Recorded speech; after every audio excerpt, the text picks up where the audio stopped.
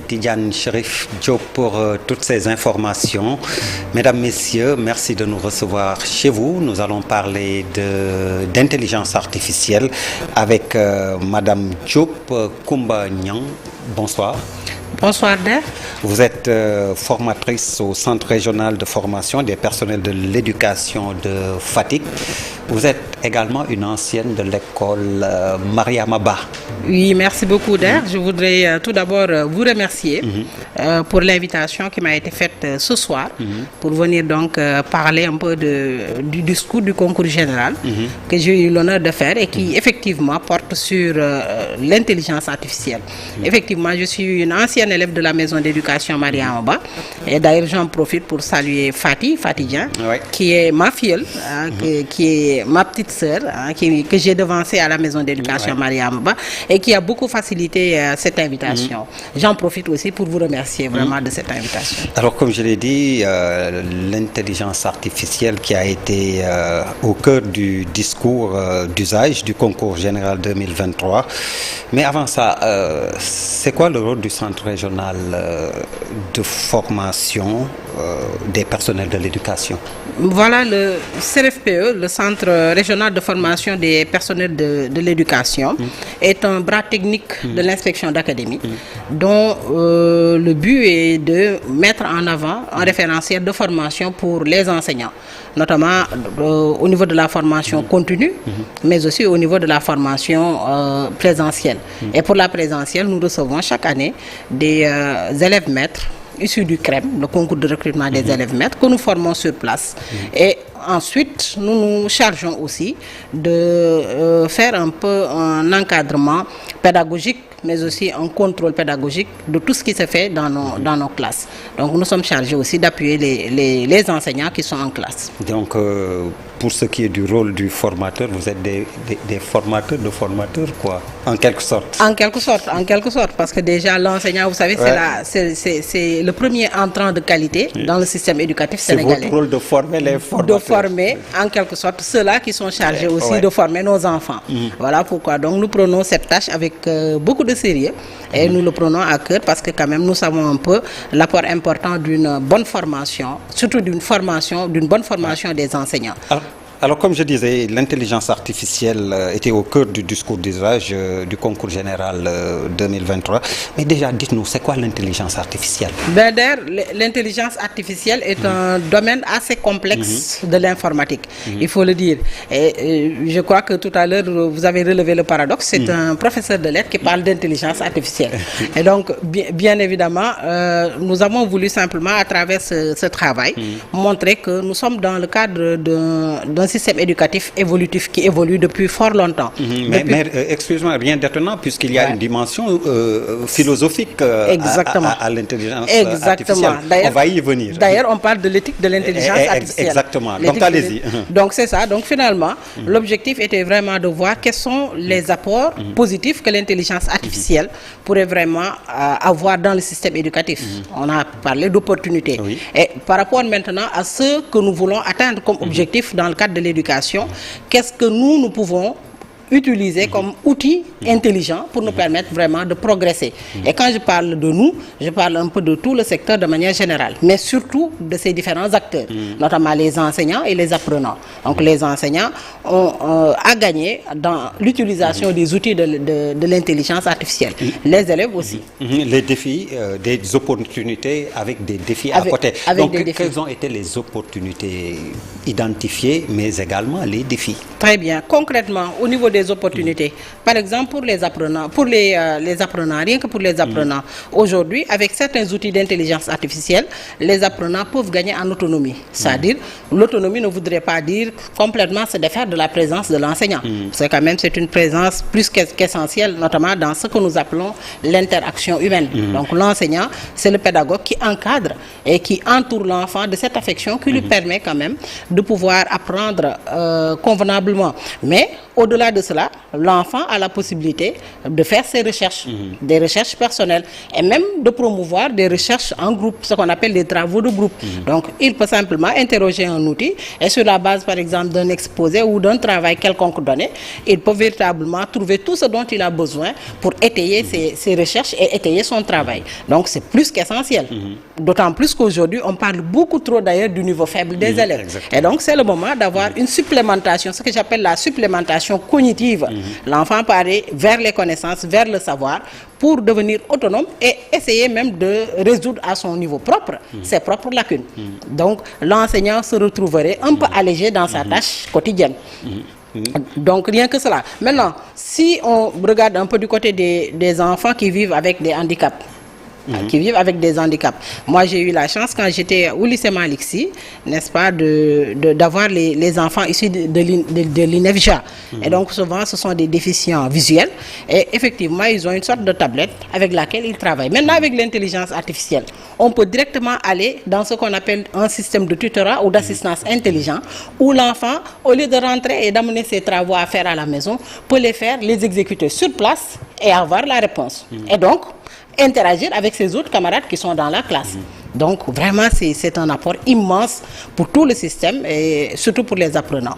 Mais pour rester dans le système éducatif, comme vous expliquez, vous parlez d'enseignants allégés, entre guillemets.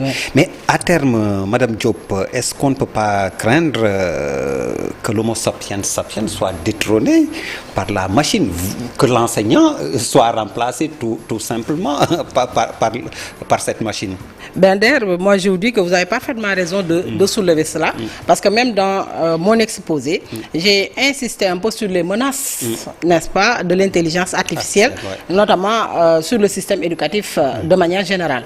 Et il a été avéré, en tout cas une scientifique, une mathématicienne américaine du nom de Cathy O'Neil, que j'ai aussi cité, a écrit un ouvrage en 2018, Algorithme, la bombe à retardement. Et là, elle explique effectivement que l'intelligence artificielle pourrait être une menace, même pour l'humanité. Nous ne parlons même pas du système éducatif, mais pour l'humanité. Parce que simplement, ce sont des outils qui peuvent prendre en charge les différentes représentations idéologiques de leurs concepteurs. Cela voudra dire quoi?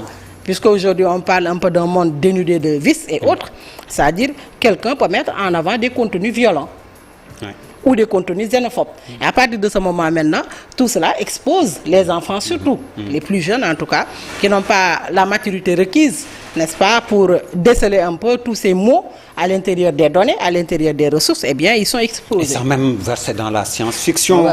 On a vu...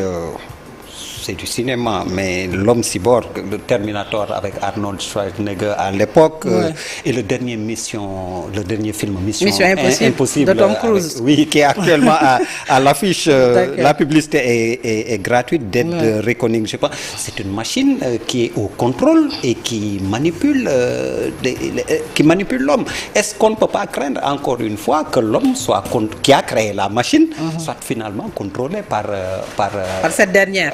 Exactement, par cette dernière. Heureusement que vous avez parlé de science-fiction. Et heureusement vous avez parlé de science-fiction. Mais il faut reconnaître qu'on est très proche. La menace, la menace est là. Ouais. Mais quand vous revenez même sur la définition de ce que nous appelons l'intelligence artificielle, il est avéré que derrière ces outils, en tout cas derrière ces ressources qui sont mises à disposition, il y a toujours le contrôle de l'homme. C'est le sens du latin artifex, artificis, c'est-à-dire l'homme est toujours derrière, il contrôle. Et aussi, c'est pas tout ce que l'homme sait qu'il transfère dans la machine, mais c'est en grande partie ce qu'il sait qu'il transmet dans la machine, qu'il transfère dans la machine, mais juste aussi pour pouvoir être en tout cas en efficacité dans des activités multitâches. Par exemple, quand vous et moi nous interagissons, eh bien, on le fait directement. C'est-à-dire que je ne peux pas interagir en même temps avec Der et interagir par exemple avec Chérif. Alors que la machine, elle est capable d'interagir avec 1000 individus, des milliers, des millions d'individus. Et c'est ça l'intérêt. Donc ça permet vraiment d'aller en rapidité et en efficacité dans l'exécution. Alors revenons à l'intelligence artificielle appliquée au système éducatif, le nôtre, avec les idéologies aussi par rapport à nos valeurs, les contenus adoptés à notre système. Comment faire pour avoir l'adéquation?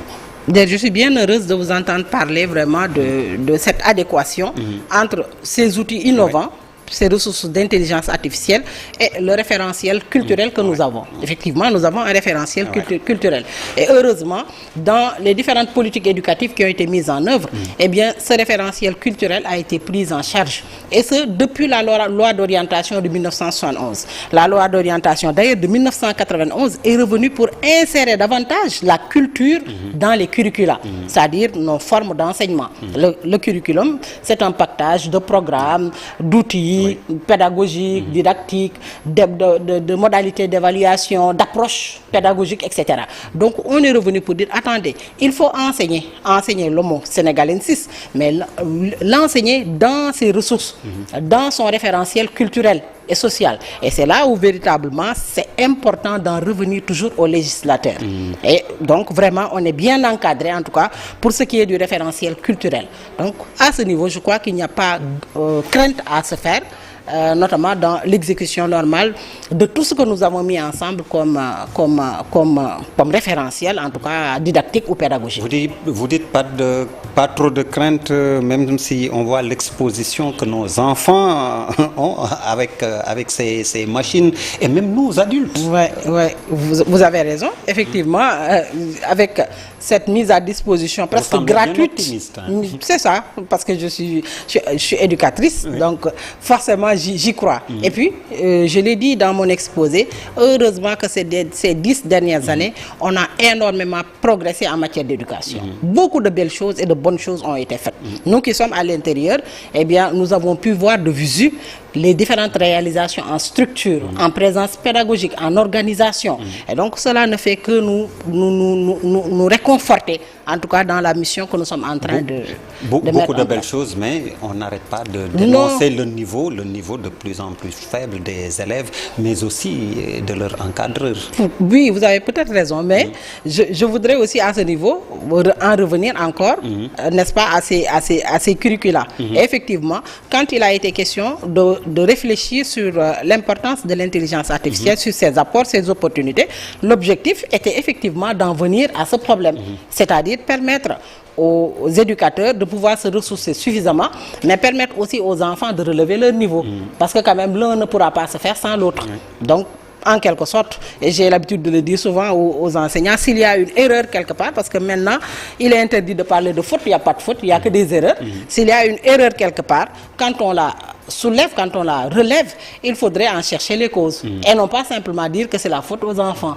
Donc l'erreur peut provenir très souvent aussi de l'enseignant. Et c'est la raison pour laquelle aujourd'hui nous ne lésinons pas, en tout cas à mettre tous les moyens possibles pour que les enseignants soient bien formés, même dans les localités les plus reculées du pays. Donc nous avons été un peu partout à l'intérieur de Fatick. Et j'en profite pour saluer tous mes amis, les formateurs du CRFPE de Fatick. Donc nous avons fait le tour de Fatick. Et effectivement, nous avons compris qu'il y avait encore à faire.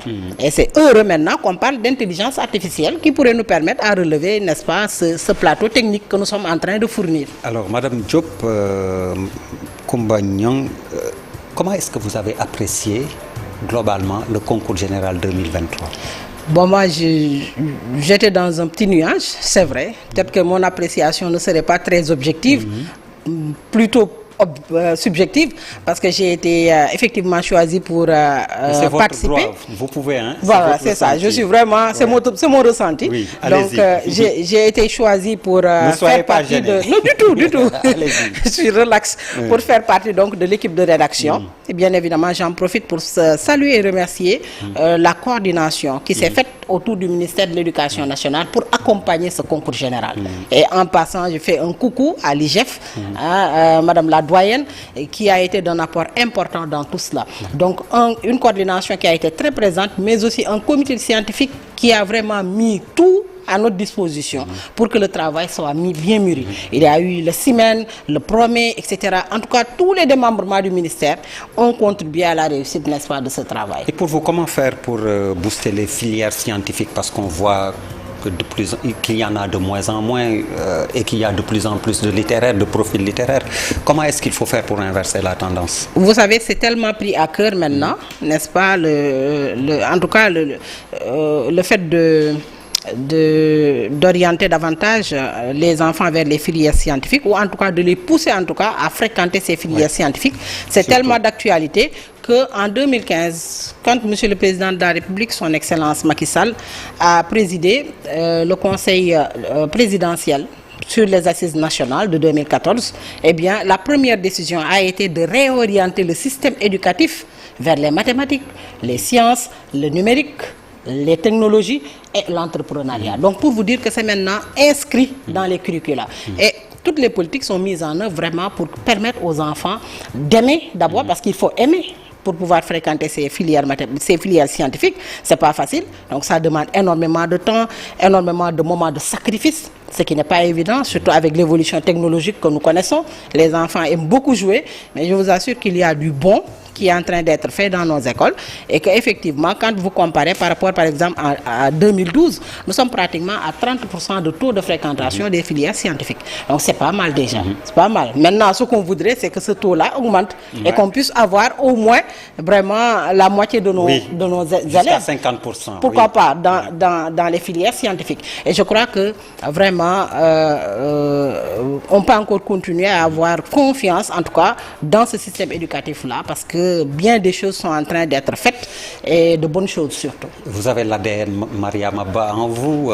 Oui. Vous avez prêté une attention particulière à leurs prestations lors de ce concours général? Oui, les filles, comme d'habitude, ont été primées. Hein. Les filles ont été primées et je vous dis que ça, c'est une tradition, n'est-ce pas, dans cette école d'excellence, instaurée en 1985. À l'instar du Prytanée militaire. À l'instar du Prytanée, à l'instar aussi des lycées d'excellence, tels que le lycée de Diourbel, le lycée d'excellence de Diourbel, parce que tout cela, quand même, ça fait partie de la politique éducative pour promouvoir l'excellence dans nos établissements. Effectivement, les filles ont été primées et j'en profite d'ailleurs pour les féliciter, les encourager, parce que je sais que chez nous, n'est-ce pas, dans la maison d'éducation Mariam Abba, j'en profite aussi pour saluer Madame la proviseure, l'amicale aussi avec Khady Ndiaye, Louise, qui s'occupe de notre promotion depuis bien des années.